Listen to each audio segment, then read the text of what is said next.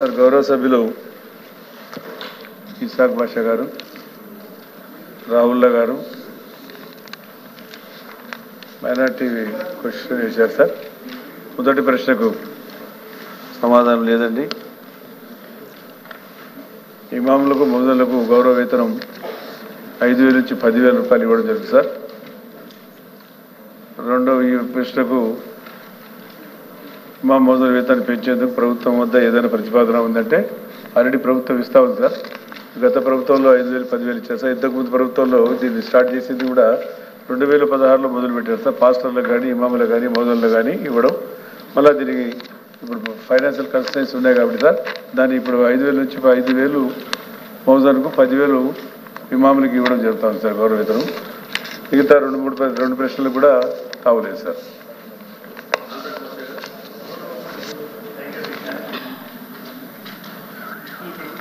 ముస్లిం మైనార్టీలకు అనేక హామీలు గుర్తించి అధికారంలోకి వచ్చి దాదాపు 6 నెలలైనా ఒక్క హామీ కూడా నెరవేర్చలేదు దీక్ష. ఎస్పెషల్లీ ఇమాం మౌజన్లకు గౌరవ వేతనాన్ని పెంచుతామని చెప్పేసి క్లియర్గా చెప్పారు. ఇప్పుడే మంత్రి గారు పెంచే ఆలోచన లేదని చెప్తున్నారు. అలాగే ప్రతి మసీదుకు ప్రతి నెల 5,000 రూపాయలు మెయింటెనెన్స్ కింద సాయం చేస్తామని చెప్పారు. అదేమన్నా చేస్తూ ఉన్నారా? దానికి ఏమన్నా ఫండ్స్ రిలీజ్ చేశారా? 6,000 మసీదులు దాదాపు ఉన్నాయని చెప్పేసి మీరు ఐడెంటిఫై చేశామని చెప్పారు. దానికి ఏమన్నా ఉంటే క్లియర్గా నాకు వివరాలు చెప్పండి. అలాగే ముస్లిం మైనార్టీలకు 50 ఏళ్లకే పెన్షన్ ఇస్తామని చెప్పారు. అదేమైనా చేస్తూ ఉన్నారా? ఈద్గాలకు కబ్రస్థాన్లకు స్థలాలు కేటాయిస్తామని చెప్పారు. అవి ఏమైనా చేశారా? విజయవాడ వద్ద హజ్ హౌస్ నిర్మాణం చేస్తామని చెప్పారు. 100 భాషా కార్పొరేషన్లకు 100 కోట్ల కేటాయింపని చెప్పారు. అవి ఏమైనా చేశారా? ప్రతి మైనార్టీ వాళ్లకు వ్యాపారానికి 5 లక్షల రూపాయలు వడ్డీ లేని రుణం ఇస్తామని చెప్పారు. అవి ఏమన్నా ఇచ్చారా? ఈ రకంగా అధ్యక్ష, అలాగే ప్రత్యేకంగా వడ్డీ లేని ఇస్లామిక్ బ్యాంకింగ్ ఒకటి ఏర్పాటు చేస్తామని చెప్పారు. దాని గురించి ఏమైనా చర్యలు తీసుకున్నారా? అలాగే అధ్యక్ష, ఒక ఇంపార్టెంట్ విషయం ఏమంటే ముస్లింలు పరమ పవిత్రంగా భావించే హజ్కు ప్రతి సంవత్సరము ఎన్నో వ్యయ ప్రసరించి జీవితంలో ఒక్కసారైనా హజ్జుకు పోవాలనే ఒక సదుద్దేశంతో ప్రతి ముస్లిం దానికోసము ప్రయత్నం చేస్తూ ఉంటారు అధ్యక్ష.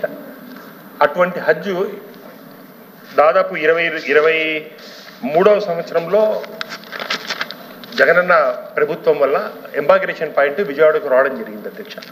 వివిధ కారణాల వల్ల హైదరాబాద్ నుంచి బెంగళూరు నుంచి ఇతర స్థలాల నుంచి కంటే ఇక్కడి నుంచి విజయవాడ నుంచి పోవడం వల్ల 83,000 రూపాయలు ఎక్కువగా చెల్లించాల్సిన వచ్చింది అధ్యక్ష. ఎయిర్ ఫేర్ అనుకోండి, ఇదే రీజన్స్ వల్ల జగనన్న ప్రభుత్వం మైనార్టీ పక్షపాతి ప్రభుత్వం కాబట్టి 83,000 రూపాయల్లో 80,000 రూపాయలు ఇమ్మీడియట్గా సపోర్ట్గా వాళ్ళకి ఇవ్వడం జరిగింది అధ్యక్ష.